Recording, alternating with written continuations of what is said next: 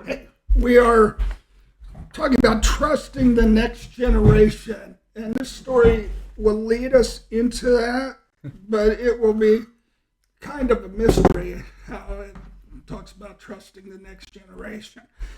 But, it's really clear that, God's heart, he speaks about, children be taught of love and caring, comforting, connected God.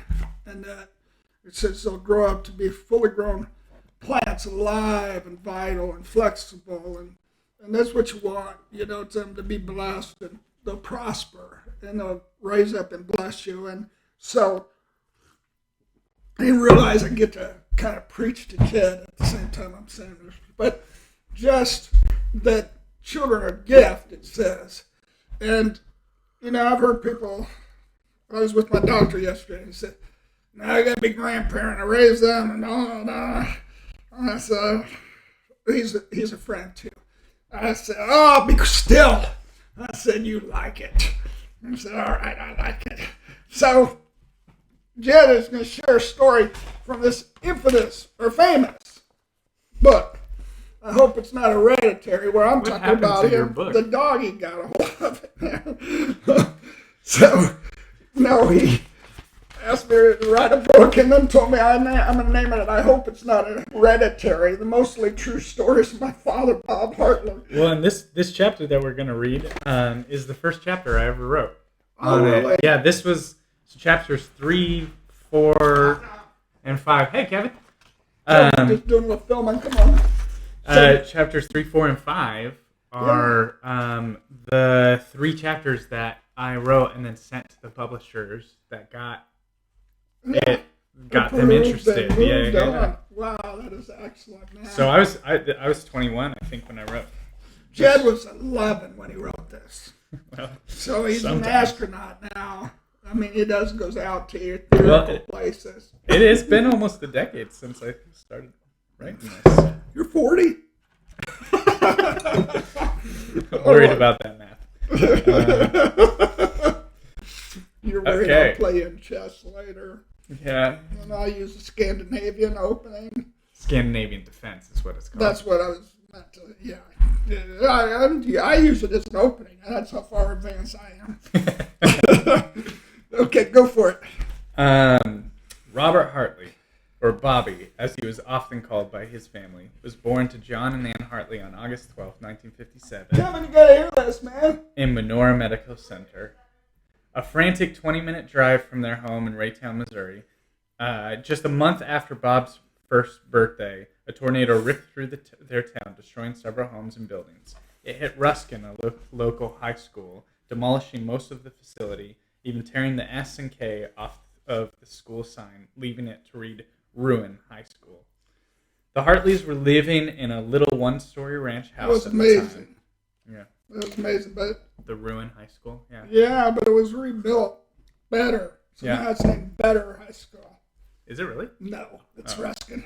Yeah, I was going to say. I had you, man. It's back like you were in the bed. Yeah. And I tell you, it's the school time. Because you got to watch that other one. It's good.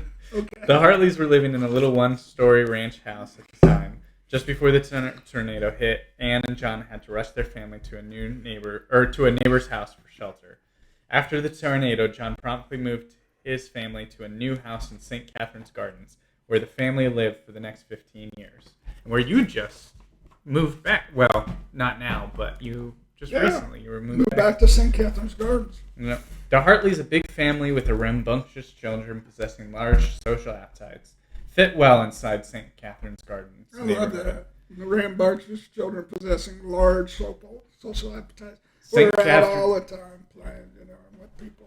Yes. St. Catherine's was full of big Catholic families crawling with young kids. Bobby grew up with something fun to do at every moment and plenty of opportunities to get in trouble.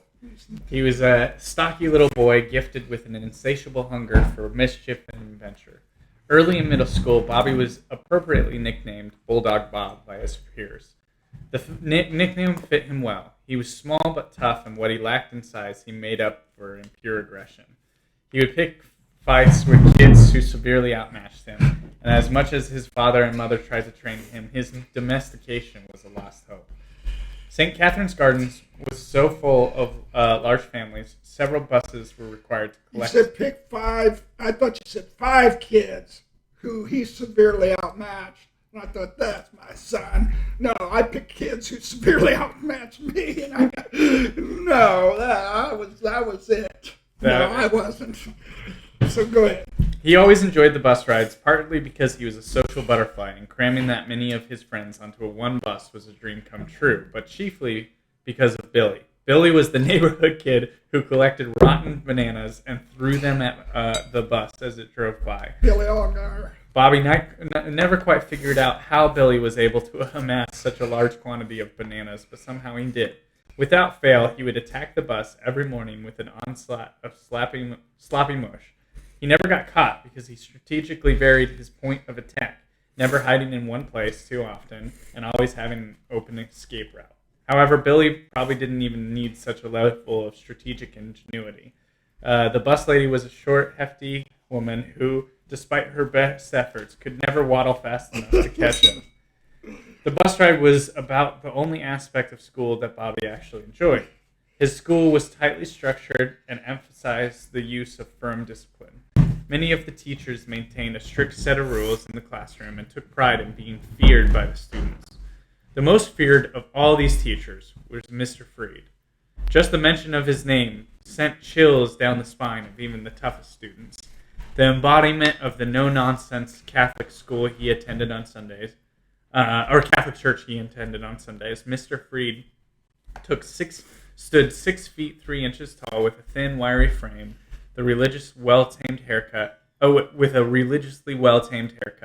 and the shaven face of a drill sergeant, and the wild, untamed eyebrows of a mad scientist. That's it, man. With a piercing stare, an unflinching moral code, and a petrifying Machiavellian demeanor, Mr. Freed ruled his classroom all too effectively. At lunch, students would murmur in hushed tones horror stories about the dreaded Mr. Freed. I heard a couple years back he got a kid expelled just for giving him a funny look, one student shared. Another chimed in, I heard he gives swats so bad you can't sit down for a month.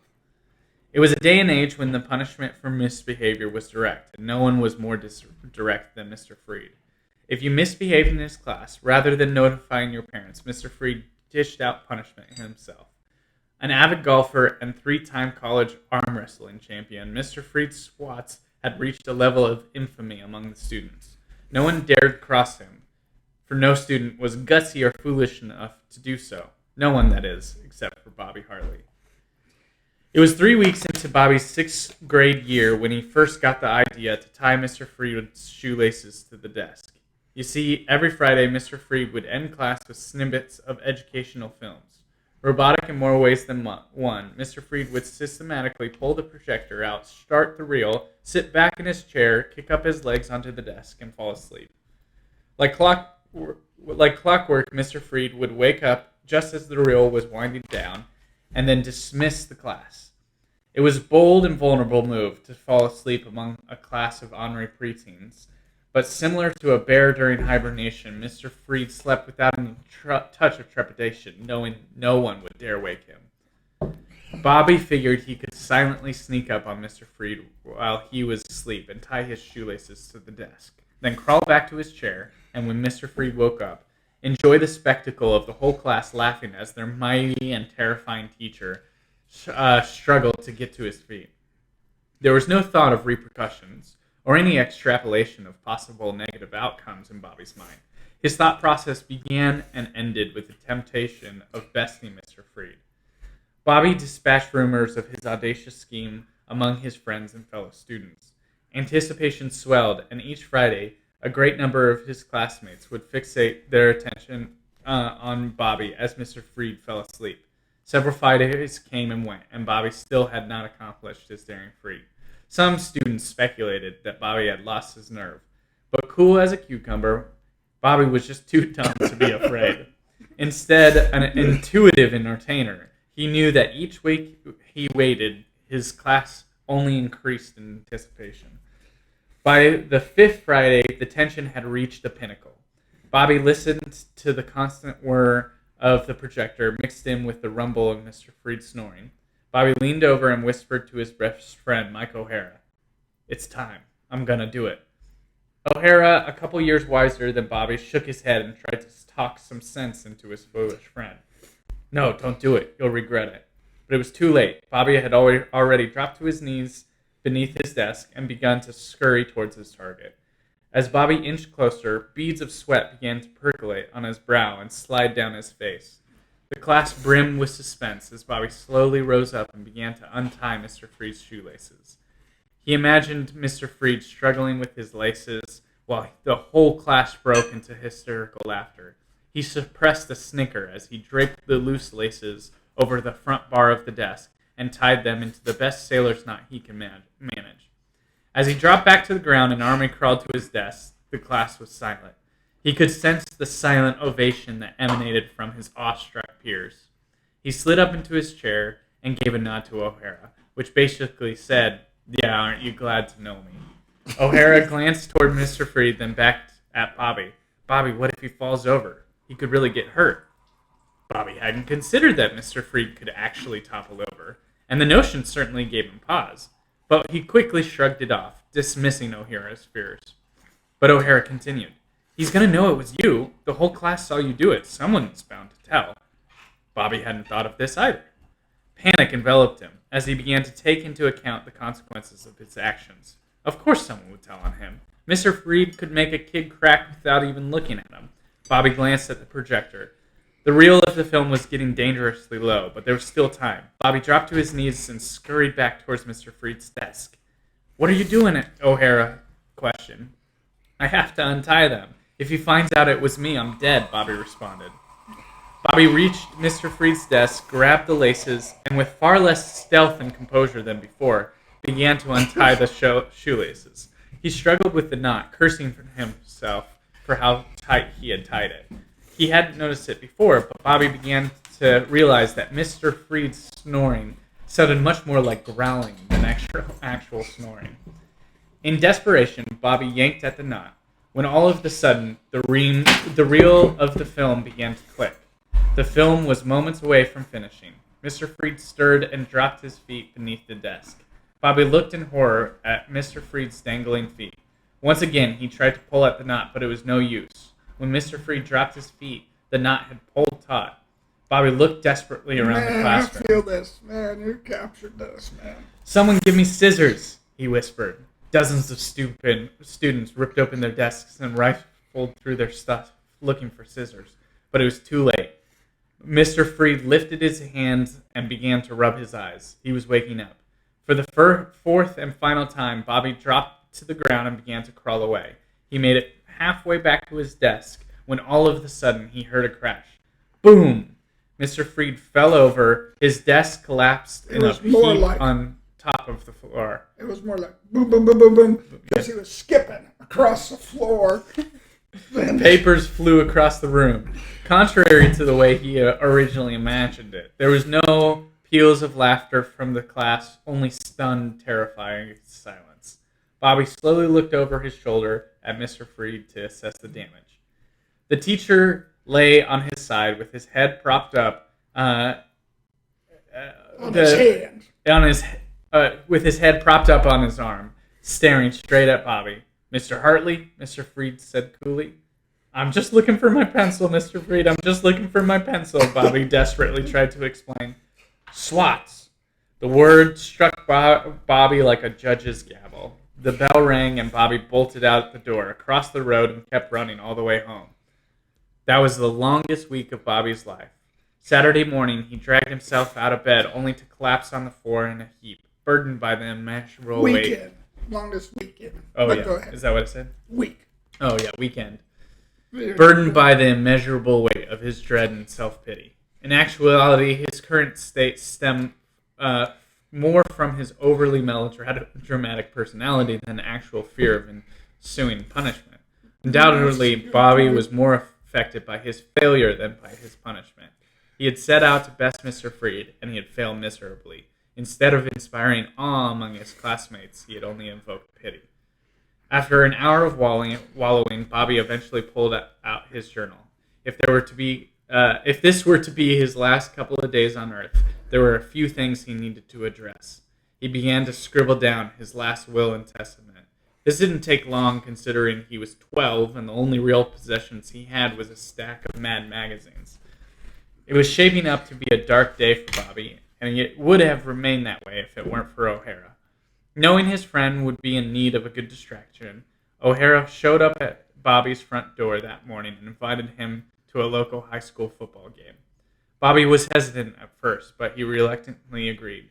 During the game, O'Hara did his best to dig Bobby out of his dismal mood. "How about a hot dog? I brought mayonnaise," O'Hara said, as he pulled a handful of Miracle Whip packets from his coat pocket. Heaven. Normally, these were the guaranteed ingredients to cheer up Bobby, but even a greasy hot dog with an excess of packaged mayo was not enough to change his mood. Still, it wasn't like he was going to pass up a free hot dog. Bobby forced his best smile and nodded to O'Hara in approval. As O'Hara left for the school's concession stand, Bobby noticed Steve Van Hookey sitting on the other side of the bleachers. Van Hookey, who lived a couple blocks over, was the biggest, meanest kid Bobby had ever met. With his black leather jacket, hair slicked back, and with a pound of Crisco, and a packet of cigarettes rolled up in his sleeves, Steve knew all about being tough. Normally, Bobby would head in the opposite direction whenever he saw Van Hookey. The kid walked around with something to prove and would leap at the slightest opportunity for a fight. But stupidity has a greedy appetite. The more you feed it, the hungrier it gets, and Bobby had been slipping his stupidity extra portions for far too long. Maybe it was because he was feeling the need to prove himself after the previous day's failure, or perhaps because his obnoxiousness was the only way he could cheer himself up. That was it. But for whatever reason, Bobby snuck up behind Van Hookey and prepared to pounce. With a couple of hot dogs in his hand, O'Hara turned the corner and paused, perplexed when he saw Bobby crouching behind the meanest kid in the city. What was Bobby planning? "Hey, Van Hookey!" Bobby screamed at the top of his lungs. Van Hookey, shocked, dropped the cigarette he had just lit. Then, with all the might his 12-year-old body could muster, Bobby slapped his hands on Van Hookey's ears. Bobby scampered down the bleachers, roaring with laughter as Van Hookey toppled off his seat and plane. It took a couple of seconds for Van Hookey to recover, but when he did, he bolted up and tore after Bobby with a vengeful ferocity. Without a moment's hesitation, Bobby leapt over the guardrail and onto the field in the middle of the football game. He weaved through the players and across the field. Hot on his tail, Van Hookey barreled his way through the team, tossing kids aside like pillows. Bobby cleared the visitors' bench and darted across the parking lot. Due to a surge of pure adrenaline, Bobby separated himself from the raging Van Hookey. Bobby kept running and made it all the way back to his house without breaking stride. Elated with a newfound sense of courage, he forgot all about Mr. Freed and his impending swats. Later that afternoon, Bobby met up with O'Hara. Over a couple of hot dogs and a fair helping of mayonnaise, the two talked of how Bobby's courage would be legend for centuries to come. The next day, Bobby went to mass as Still is. The next day, Bobby went to mass as he did every Sunday morning to appease his father, who insisted it was good for a young boy. He found it hard to stay awake that early morning, and even harder to pay attention. The routine was the same as always. Mass began with a few cold and empty hymns from some time during the Middle Ages that gave you as many chills as the castles in which they were composed. The priest of the church then shared principles of dedication and self-discipline, while a horde of nuns who possessed a sense of right and wrong as black and white as the dresses they wore swept the congregation with eyes peeled for the slightest wrong committed by the children in attendance. It was too much for Bobby. He didn't care for any of it, and for what he could tell, it didn't care much for him. So he would duck away and hide himself in a small cubbyhole he had discovered in the back of the church. Tucked inside a narrow corridor created between two outer walls of the church, the cubby was small, damp, and dark, but it beat going to mass. Each week, Bobby would wait there until service finished, then he would grab a church bulletin before he left. So if his father ever asked him how it went, Bobby could just hand the bulletin to him and say, "Here, see for yourself." Bobby stalked the cubbyhole with necessary supplies. A yo-yo he nabbed from his older brother, a stack of Mad magazines, a box of Twinkies, and a green spiral notebook his father had given him as a prayer journal. But as Bobby arrived at Mass this particular Sunday morning, he actually considered returning to the service. He figured it might benefit him to get on God's good side before facing Mr. Freed the next day. Maybe if he got right with God, the big man would come to his aid. Maybe he would send a tornado or an earthquake or a swarm of locusts, the rapture, anything that would cancel school and save him from the wrath of Mr. Freed. Bugs are our friends. But Bobby quickly dismissed the idea because from what he knew, God was just as strict as Mr. Freed. It would take more than a morning of repentance to make up for Bobby's history of mischief. So as he did every Sunday, Get ready. Bobby snuck away to his cubbyhole and spent the entire time reading his magazines. Monday morning came upon Bobby quicker than he thought possible. The adrenaline from his run-in with Van Hookie had worn off and the familiar weight of dread hung on his shoulders. But as Bobby was getting ready, he suddenly had an idea. He tore open his drawers, pulled out every pair of underwear he owned, and put them on. He didn't stop there either. He then went to the garage, ripped up a couple of boxes, and stuffed them between pairs of his underwear. Stuffed the cardboard between pairs of his underwear. His jeans were too small to fit around his heavily padded bottom, so Bobby ran into older brother's room and stole a pair of jeans. When he slid them on, they fit perfectly. This might just work, he thought. Bobby had to waddle around school the whole day leading up to Mr. Freed's class, but he figured it was well worth the trouble. Finally, Mr. Freed's class period arrived, and Bobby scooted into class, half sitting, half standing at his desk as the teacher walked in. Mr. Freed's locked eyes with Bobby and nodded. It was time to face the music.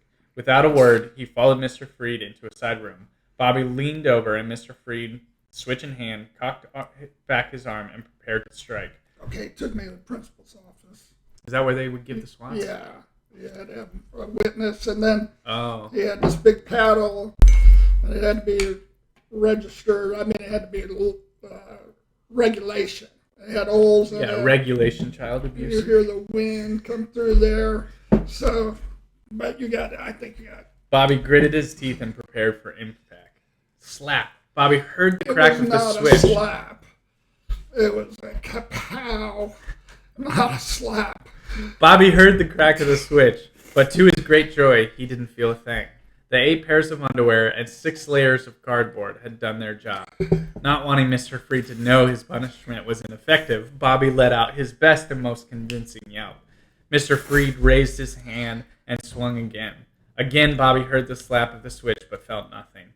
"Oh, Mr. Freed, please have mercy," Bobby whimpered, impressed at his own acting abilities. Mr. Freed continued to dish out a heavy dose of punishment as Bobby continued to feign pain, even so going so far as to muster up tears. After a considerable amount of swats, Mr. Freed let up. "All right, Bobby, you can head back to class," Mr. Freed said, with an uncharacteristic hint of compassion. "Okay, I'm really sorry, Mr. Freed," Bobby said with a convincing. Probably both of them really smart. Yeah. I'm really sorry, Mr. Freed, Bobby said with a convincing but entirely inauthentic sniffle. Still whimpering, Bobby limped back into the classroom. As Mr. Freed stayed back for a moment to return his switch to its proper place, "Bobby, are you okay?" O'Hara asked emphatically. Bobby cracked a grin. He hits like a girl." The whole class was silent and in awe. O'Hara needed an explanation. "But how?"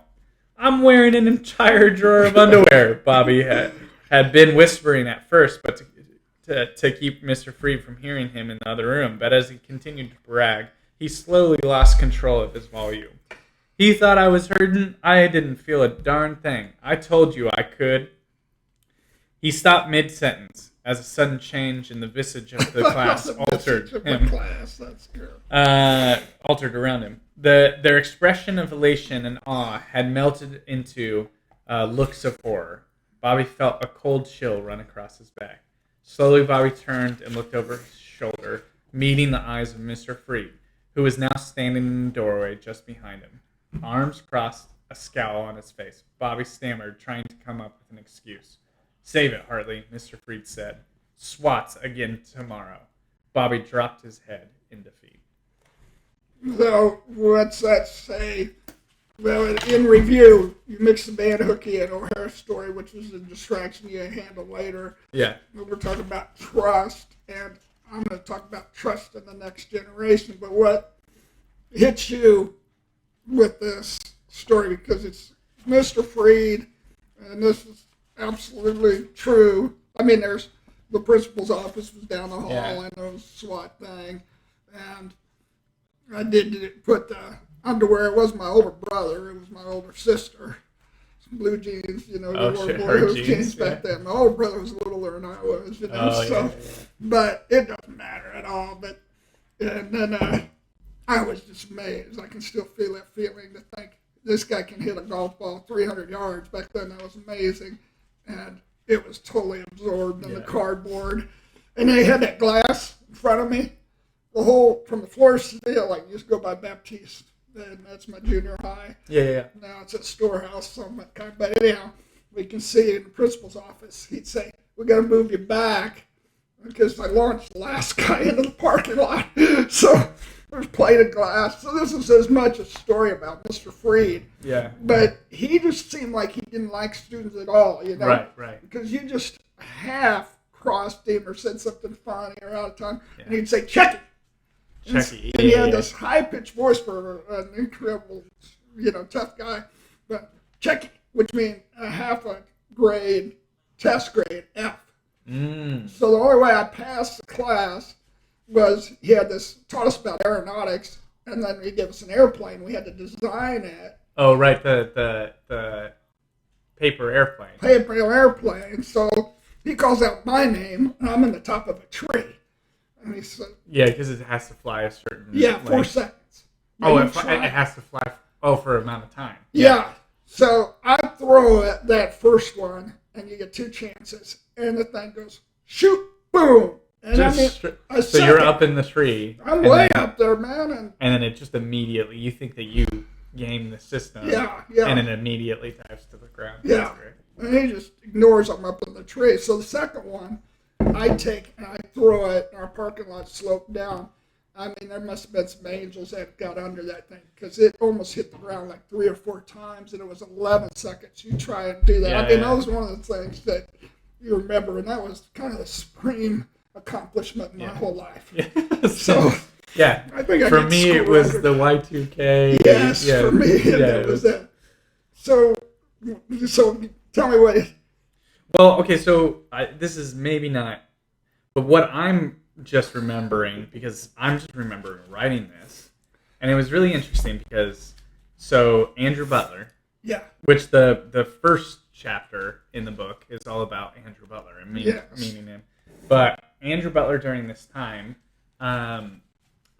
he was back in Kansas City for a little while, and he's my really good friend who's been my friend for a long time. Mine too. Yeah.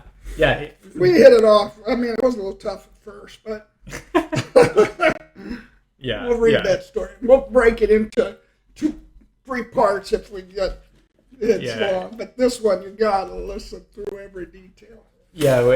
But anyway, so Andrew, I'm in Hawaii, and Andrew is in Virginia at this time, and I'm calling him, and we're talking, and he starts telling me about these headaches that he's getting, and I just think that he's in law school, he's in pre-law, doing some pre-law work at the time, and I'm just thinking, well, he's probably stressed out of his mind, and just is getting these headaches from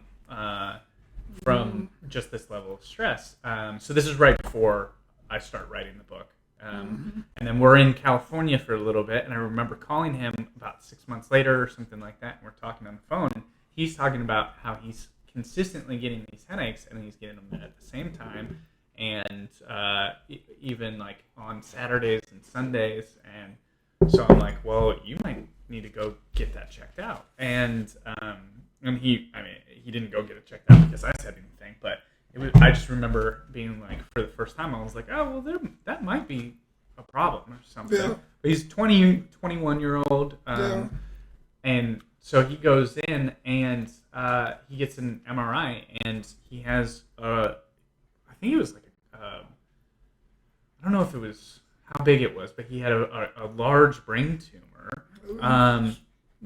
And at least golf ball. Yeah. Size brain tumor. And it's just like, oh my goodness, you have no idea. So he flies back to Kansas City right when I'm flying back to Kansas City and living back in Kansas City because there's his family's here, and the University of Kansas Hospital has this big, this great brain surgery system. But so they start setting up, and he has about 3 months where he's going to, or like 2 months before he is going to go in for surgery, because it's one of those things. It's a brain tumor. They don't know. You can't really do a brain biopsy because it's just, maybe they're better at it now, but this is 9 years ago, and so they're not going to open them up until they're ready for surgery. So he has 2 months, and they're talking, if it's malignant, it could be. I mean, it could be a really serious deal, and you're. So I remember, but he's back in Kansas City for over the summer for a while, and I have just written 8 chapters of the book or something like that, in these early chapters of the book. And I wasn't really great at editing at that time. I still am not great at editing and doing that. And you just need another person. So he says, well, I'll do it. And so I send him, a kind of first draft of the book. And he spends several months just doing this for free. I mean, he didn't, it was a labor of love. And so I remember even talking with him about this chapter, because this was one of the first chapters. And we wanted, because when we sent it to the publishers, we could choose 3 chapters to kind of send, like just a little taste of it. And I remember us talking about which one we should do. But he was just so instrumental in getting this book edited together. So when I'm reading this, I can even remember some of the language that he helped me kind of get to, and he was just fantastic at doing a lot of the editing. And so I don't know exactly if this applies totally to, but just the trust that I had for him, and just, I don't know, the role that he was able to play in my life. And so then he goes into surgery. He's also that summer he was going to get married, and they had to postpone the wedding because he had to go into brain surgery. I remember talking to his fiance and just like how hard that was for her, and it was just a crazy time. But he ends up going into surgery and gets the tumor removed, and it was benign, and it was a whole long day process. And even though it was like benign, there was still concern of like, brain surgery is a serious thing, But they got all of it, and so now he's a lawyer in New York now. He's doing fantastic. He has 3 kids now, and 3 kids, and he got married like a month later after the surgery, and got married up in Canada. And I remember it's just like, it was a beautiful time, and it was a beautiful time where he was able to play just this really important role in my life in the book, and I was able to play an important role in just like, we had been both off to college for 4 or 5 years and hadn't seen each other, and so we both were able to like come back, exactly, during like a really critical time in his life and in my life, and I mean, we still remain really, really good friends and stuff. So I mean, maybe not trusting the next generation, but just trusting the people around you, and being able to, like, in the hardest times, see how much, cream came out of him.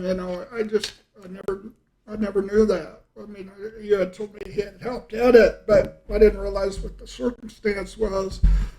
Yeah. And just, like you said, trust the people around you, and trust, with Andrew, we remember that huge prayer meeting we had for him, and it was a time where such compassion, for him. I mean, everybody just loved him immensely, and to see his fiance there, and her go through that, and just to see them trust and she was unbelievable during that time. Yeah. I mean, they're young too, and you look and you think, okay, well, when you're that age, getting married is such a big deal. But getting married to someone who I remember having a conversation where they talked to her. It's like, hey, if this is malignant, I mean, you have 2 years to live, and that's just. And she never for a second was she like, oh well, I'm gonna that's not amazing. be. And I mean, he was great too, like handling that, being a 21-year-old and being about to get married, about to graduate your undergraduate, and go into law school, and then all of a sudden you have a brain tumor, and it's like, so somehow you just superseded Mr. Freed's story. Sorry. No, I'm good. No, that means more to me. Just to see somebody in their own plight be able to love you, and love me, and love the story, and hopefully, just trusting circumstances to turn out good. It just proves, just proving that you get a pessimistic, critical. You just let the weight of the world get on you, and I could tell that they were definitely feeling it. Yeah. But they got tender, and for him to serve like that, just.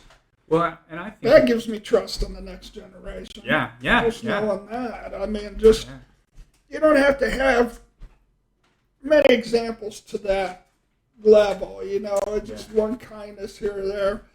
And what I see with trust in the next generation, and hopefully I wasn't interrupting you, and you're part of the next generation. We really love you on Tuesdays and Thursdays. We love you all the time. McKenna. You can clean up a little bit, and I got legal tender. Okay, gotta get back. We're talking people on this thing. Okay, love ya. Well, I'm just, with this story, like you with Andrew, was me with Michael O'Hara. Yeah. Just later on, you tell how he fought Van Hookey for me. He didn't really fight. He just stood in the way. And he took the blows. The blows for because that's what this story is leading. I mean, the next two stories. A lot of these stories are kind of independent, but some of them, like the Willie story and some of that, they kind of string together. And this story was really about leading into your relationship with O'Hara and just how much he was a friend to you. And and I think that's. And Andrew was that friend to me, and we were able to. And I would say O'Hara was a better friend to me. Yeah. It's amazing when you see other people have.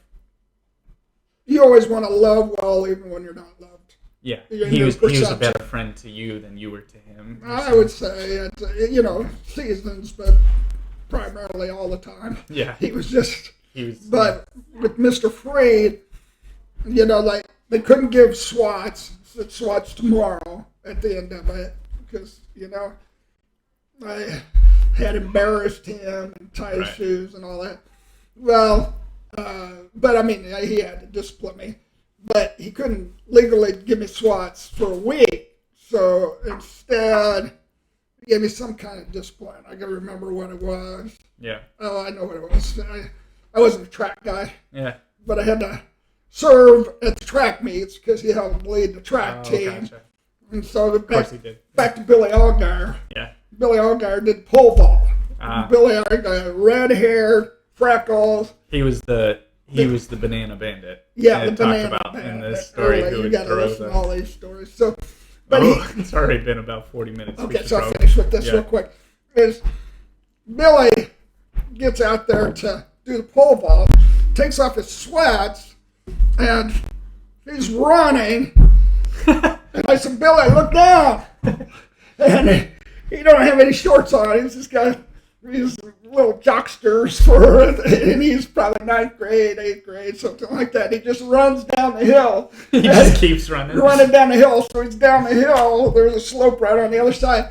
And he's screaming, somebody bring him his pants. And nobody does. So we leave. He's probably still down that hill, but back to Mr. Freed, that whatever discipline, I had to go down to the principal's office, and wasn't as bad as SWATs, you know. But I came back up to the room, and he was talking to me, to the class, and he said, if our future is left to ones like Hartley, and then there was this pause. He said, I think we'll be okay.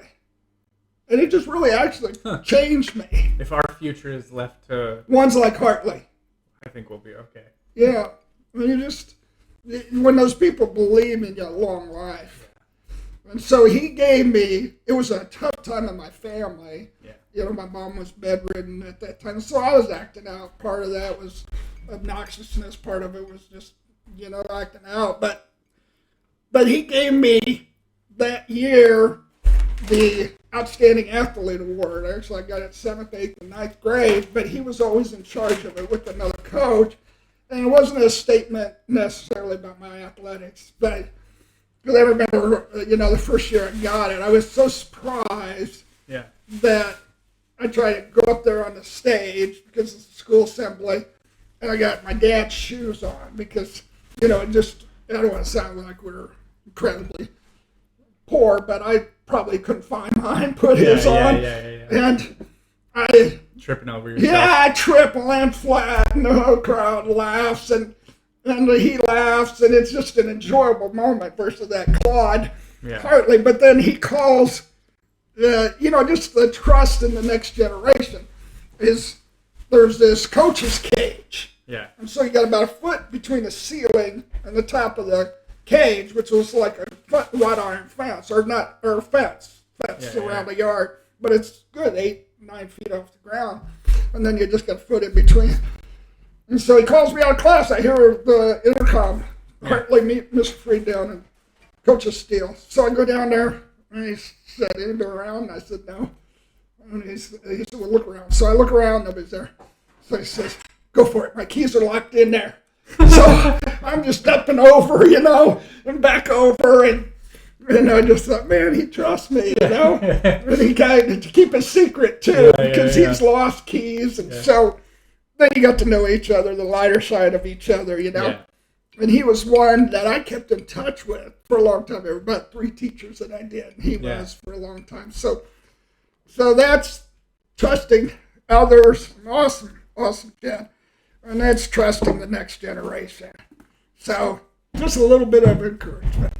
And, you know, God speaks of it, that about our children being like full of grown plants, as I said, and that, you know, that fathers and sons will come together, and the sons and the daughters, and the mothers and the fathers. And so that's what we get to hope in. Okay. Love you guys.